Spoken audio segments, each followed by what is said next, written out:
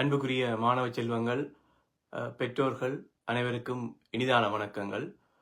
இந்த நேரலையானது அடுத்த வருடம் தரம் 5 புலமை பரிசில் பரீட்சையிலே பரீட்சைக்கு தோற்ற இருக்கின்ற மாணவர்களுக்கான ஒரு சிறிய ஆலோசனை சார்ந்த ஒரு நேரலையாக இருக்கும். அந்த வகையிலே முதலாவதாக இந்த புலமை பரிசில் பரீட்சை தொடர்பாக ஏராளமான விமர்சனங்கள் முன்வைக்கப்பட்டாலும் இந்த பரீட்சையானது தொடர்ச்சியாக நடைபெற்றுக் கொண்டே இருக்கின்றது. எனவே ஆரம்ப பிரிவிலே கல்வி கற்கின்ற ஒவ்வொரு மாணவர்களும் எதிர்நோக்கக்கூடிய முதலாவது தேசிய பரீட்சையாக இந்த புலமை பரிசில் பரீட்சை காணப்படுகிறது. எனவே ஒரு ஆரம்ப பிரிவு மாணவனாக இந்த பரீட்சையினை எதிர்கொள்ள வேண்டிய ஒரு மாணவன் அதற்கு தன்னை முழுமையான வகையிலே தயார்படுத்திக் கொள்ள வேண்டியது அவனுடைய ஒரு கடமையாக இருக்கின்றது. எனவே அந்த வகையிலே இந்த பரீட்சைக்கு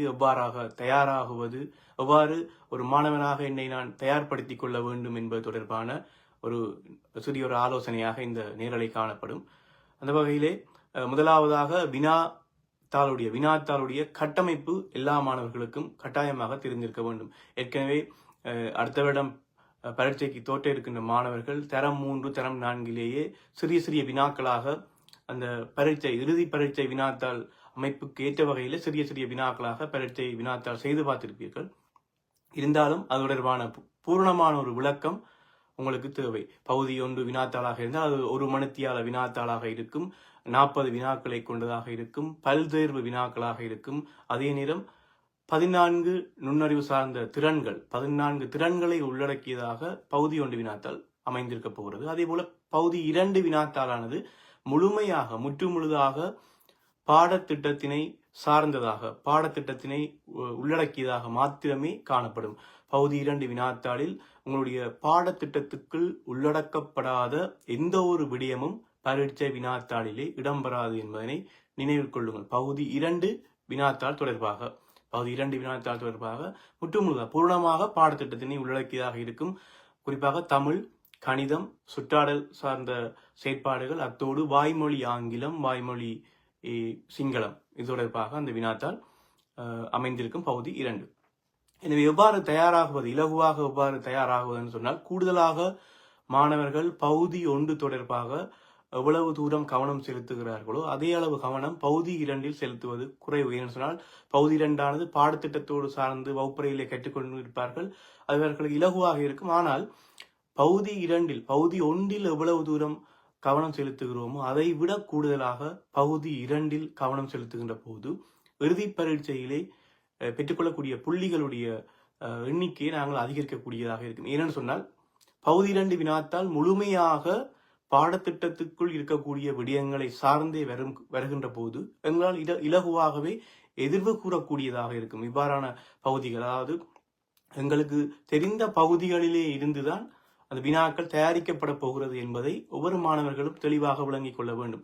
உதாரணமாக பகுதி 2 வினாத்தாளை எடுத்துக்கொள்கின்ற போது பகுதி 2 வினாத்தாள் தரம் 1 நன்றாக நினைவில் வைத்துக் கொள்ளுங்கள். தரம் 1 தரம் 5 2ஆம் தவணைக்குரிய பாடப்பகுதிகள் வரைக்குமான முழுமையான பகுதிகளையும் சேர்த்ததாகத்தான் உங்களுடைய பாடப்பகுதிகள் பகுதி 2 வினாத்தாள் தயாரிக்கப்படுகின்ற போது கவனத்தில் உள்வாங்கப்படும் என்பதை ஞாபகத்தில் கொள்ளுங்கள். தரம் 1 தரம் 5 2ஆம் தவணை வரைக்குமான முழுமையான பாடப்பகுதிகள். எனவே தரம் 2 ஒரு வினாத்தாளில் இடம்பெறலாம். தரம் 3 ஏராளமான வினாக்கள் வளமையாக வருவதுண்டு. தரம் 4, தரம் 5 தரம் 5 2ஆம் தவணை வரைக்குமான பாடப்பகுதிகள், அதனை நினைவில் கொள்ளுங்கள். எனவே பகுதி 2 நீங்கள் தமிழாக இருக்கலாம், கணிதமாக இருக்கலாம், சுற்றாடல் சார்ந்த விடயங்களாக இருக்கலாம், வாய்மொழி ஆங்கிலம், வாய்மொழி சிங்களமாக இருக்கலாம், எல்லாம் தரம் 1 கற்ற விடயங்கள் மாத்திரம்தான் உள்ளடக்கப்பட போகிறது. எனவே அவற்றிலே நாங்கள் முழுமையாக எங்களை தயார்படுத்தி வைத்திருக்கிறோமா என்பதை தெளிவாக உணர்ந்து கொள்ள தெளிவாக எங்களை நாங்களே சுய பரிசீலனை செய்து பார்க்க வேண்டும். எனவே பகுதி 2 வினாத்தாலே குறைந்தது 90 புள்ளிகள், 95 புள்ளிகளுக்கு மேலே இலகுவாக எடுக்கலாம். ஏன்னு சொன்னால் அனைத்துமே தெரிந்த விடயங்களாக இருக்கலாம். முழுமையாக நாங்கள் எங்களை தயார்படுத்தினால் அனைத்துமே எங்களுக்கு தெரிந்த விடயங்களாகத்தான் இருக்க போகிறது. எனவே பகுதி 2 முழுமையாக எங்களை தயார்படுத்திக் கொள்ள வேண்டும். நன்றாக நினைவில் கொள்ளுங்கள். பகுதி 1க்கு, அதாவது நுண்ணறிவு சார்ந்த விடயங்கள், பகுதி 1 சார்ந்த விடயங்களுக்கு நாங்கள் கொடுக்கின்ற முக்கியத்துவத்தினை பகுதி 2க்கும் பாடம் சார்ந்த விடயங்களுக்கும் பூர்ணமாக கொடுக்க வேண்டும். ஏன்னு சொன்னால் அது எல்லாமே தெரிந்த விடயங்களாக இருக்க போகுது. பகுதி 1 வினாத்தால் உங்களுக்கு தெரியும், பகுதி 1 தொடர்பாக ஏராளமான பயிற்சிகள் செய்வீங்க. ஏன்னா இனி வரக்கூடிய மாணவர்கள், இனி பரீட்சை எழுதக்கூடிய மாணவர்களாக இருந்தால் பகுதி 1 தொடர்பாக ஏராளமான பயிற்சிகள் செய்வீர்கள், ஏராளமான வினாத்தாள்கள் செய்வீர்கள், ஏராளமான ஆசிரியர்களுடைய வழிகாட்டல்களை பெற்றுக்கொள்வீர்கள். ஆனால் அவர் இறுதி பரீட்சையில நீங்கள் அந்த அவர்களுடைய வழிகாட்டல்கள், நீங்கள் உங்களுடைய பயிற்சிகள் எல்லாம் இறுதி பரீட்சையிலே நீங்கள் அந்த வினாத்தாளை எதிர்கொள்வதற்கு ஒரு பயிற்சியாக அமையுமே தவிர, சில வேளைகளிலே அந்த இறுதி வினாத்தாள் உங்களுக்கு தெரியும், பகுதி 1 வினாத்தாளானது ஒவ்வொரு வருடங்களிலுமே மாணவர்களுக்கு பல்வேறுபட்ட நெருக்கடிகளை ஏற்படுத்தக்கூடிய வகையிலேயே அந்த மாணவர்கள்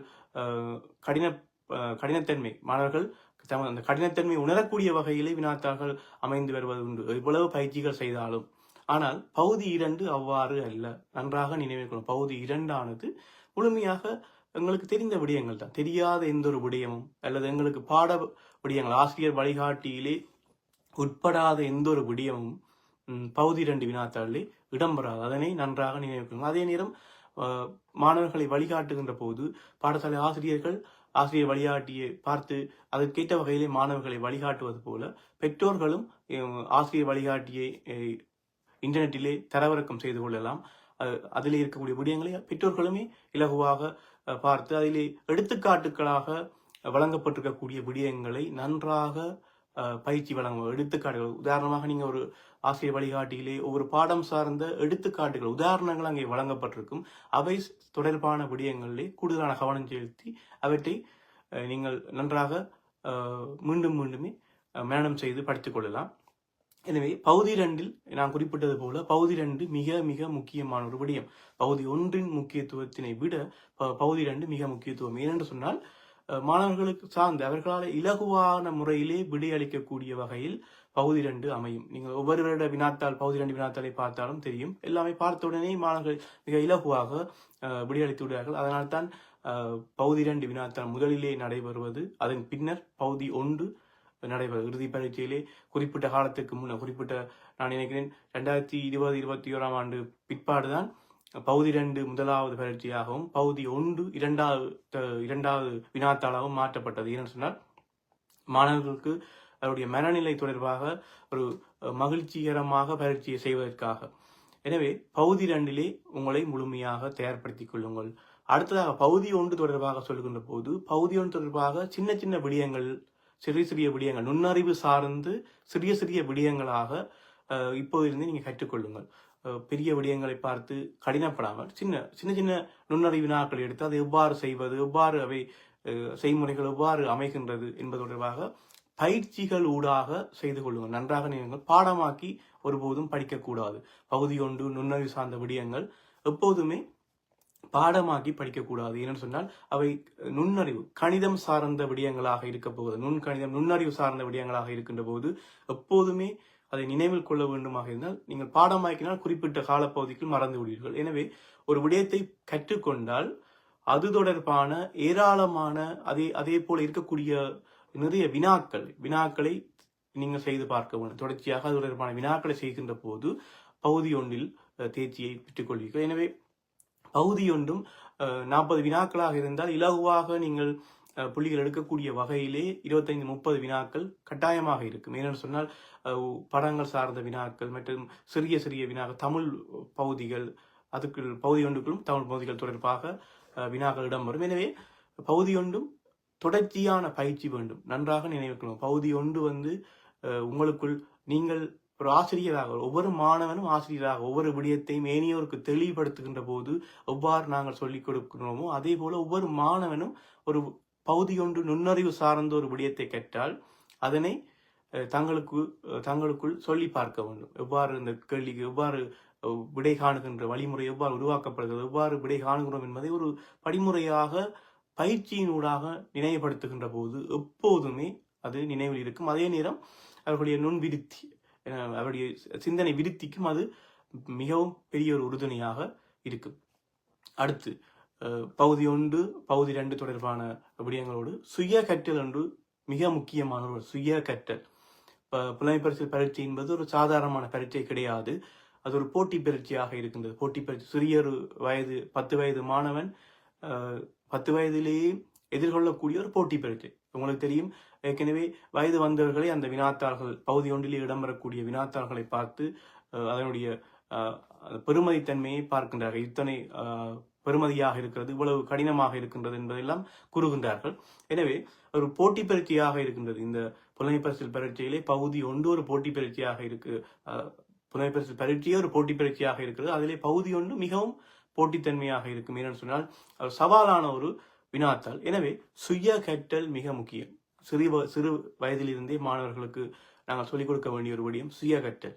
தாங்களாகவே கற்கின்ற சுய கற்றலோடு கூடிய பயிற்சி நிச்சயமாக அவர்களாகவே இயங்க வைத்து ஒரு உயர்வான ஒரு புள்ளியை பெற்றுக்கொள்வதற்கு மிகவும் வழிவகுக்கும். ஏன்னு சொன்னால் கூடுதலாக புலமைப்பரிசில் பரீட்சை தொடர்பாக பார்க்கும்போது மாணவர்கள் சுயமாக கற்பதற்கு நேரமின்மையால் பெரும் அவதிக்குள்ளாகிறார்கள். இந்த கூடுதலாக மாணவர்களை கேட்கின்ற போது சுயமாக கற்கிறதுக்கு வீட்டிலே கூடுதலாக நேரங்கள் குறைவாக இருக்குன்னு சொன்னால் அதற்கேற்ற வகையிலே அதிகளவான வகுப்புகள் தொடர்ச்சியாக மாணவர்கள் பயிற்சிகள் செய்து கொண்டிருக்கிறார். இருந்தாலும் பாடசாலை அதே போல மேலதிக வகுப்புகள் தொடர்ச்சியாக இருந்தாலும் நிச்சயமாக ஒவ்வொரு மாணவர்களுக்கும் குறைந்தளவு ஒரு மணித்தியாலமேனும் ஒரு சுய கற்றலுக்கு நேரத்தை நாங்கள் ஒதுக்கி கொடுக்க வேண்டும். பெற்றோர்களாக மாணவர்களுக்கு நாங்கள் செய்யக்கூடிய மிக முக்கியமான விடயம் ஒவ்வொரு நாளும் ஒரு மணித்தியாலம் சுய கற்றல்.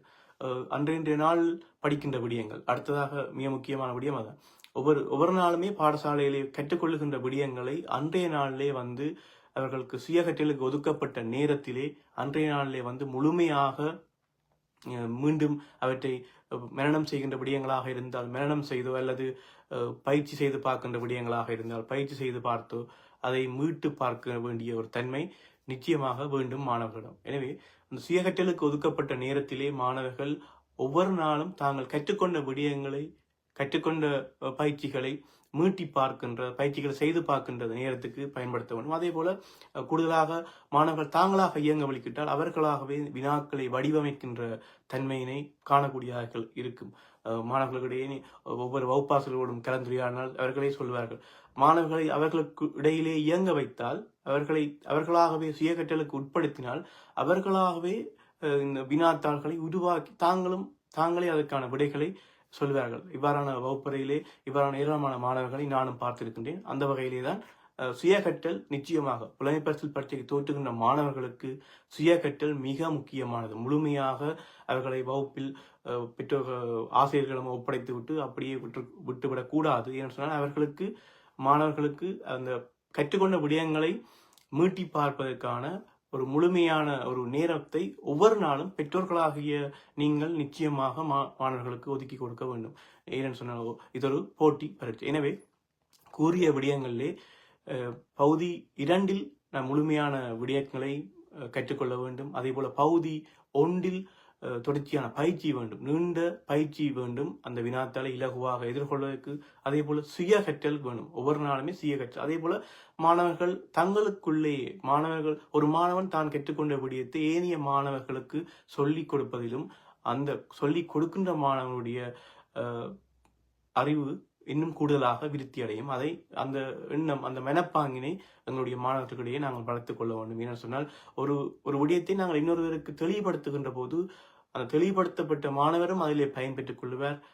அதை சொல்லிக் கொடுத்த மாணவனும் அதை விட கூடுதலாக பயனை பெற்றுக் கொள்வார். எனவே நிச்சயமாக இந்த புலமைப்பரிசில் பரீட்சை ஒரு போட்டி பரீட்சையாக இருக்கின்ற போது இதற்கான தயார்படுத்தல் என்பது எளிதாக நாங்கள் கடந்து போக முடியாத ஒரு விடயமாக இருக்கும். ஏனென்று சொன்னால் அந்த போட்டி பரீட்சையினுடைய பெருமதி, அந்த போட்டி பரீட்சையினுடைய தன்மைக்கேற்ற வகையிலே ஒவ்வொரு மாணவர்களும் தயாராக வேண்டியது மாணவர்களுடைய ஒரு கடமையாக இருக்கின்றது.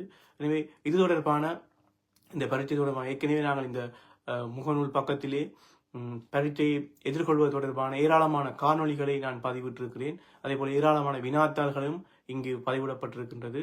உங்களுக்கு ஏதாவது நுண்ணறிவு சார்ந்த விடயங்களாக இருக்கலாம் அல்லது பாட விடயங்களாக இருக்கலாம். ஏதாவது சந்தேகங்கள் இருந்தால் அந்த காணொளிகளுக்கு கீழே கருத்து பகுதியிலேயே உங்களுடைய சந்தேகமான வினாக்களையோ சந்தேகமான விடயங்களையோ நீங்கள் பதிவிட்டால் அது தொடர்பான விளக்கமான காணொளிகளை நான் தொடர்ச்சியாக இதிலே பதிவிடுவேன். எனவே அடுத்த வருடம் பரீட்சைக்கு தயாராக இருக்கின்ற மாணவர்கள் பரீட்சை நெருங்குகின்ற போது அவசரப்பட்டு அதிகமாக நெருக்கடிக்கு உள்ளாகாமல், அதேபோல இன்னொரு முக்கியமான விடயம், மாணவர்களுக்கு அதிக அழுத்தத்தை ஏற்படுத்துகின்ற வகையிலும் பெற்றோர்களாக இருக்கின்றவர்கள் செயற்படக்கூடாது என்று சொன்னால், சிறிய மாணவர்கள் அவர்களுக்கு ஏற்ற வகையிலே தான் துலங்குவார்கள். எனவே அவர்களுடைய துலங்களுக்கு ஏற்ற வகையிலே அதுக்கேற்ற வகையிலே அவர்களை வழிப்படுத்த வேண்டியது ஒவ்வொரு பெற்றோர்களுடைய கடமை. எனவே இதிலே உங்களுக்கு இந்த பாடம் சார்ந்த விடயங்களாக இருக்கலாம், நுண்ணறிவு சார்ந்த விடயங்களாக இருக்கலாம், ஏதாவது சந்தேகங்கள் இருந்தால் கருத்து பகுதியிலே உங்களுக்கு சந்தேகமான வினாக்களை நீங்கள் பதிவிடலாம். அது தொடர்பான காணொளிகளை இதிலே நான் பதிவிடுவேன். மீண்டும் இன்னொரு பயனுள்ள நேரலையில் சந்திக்கின்றேன். நன்றி.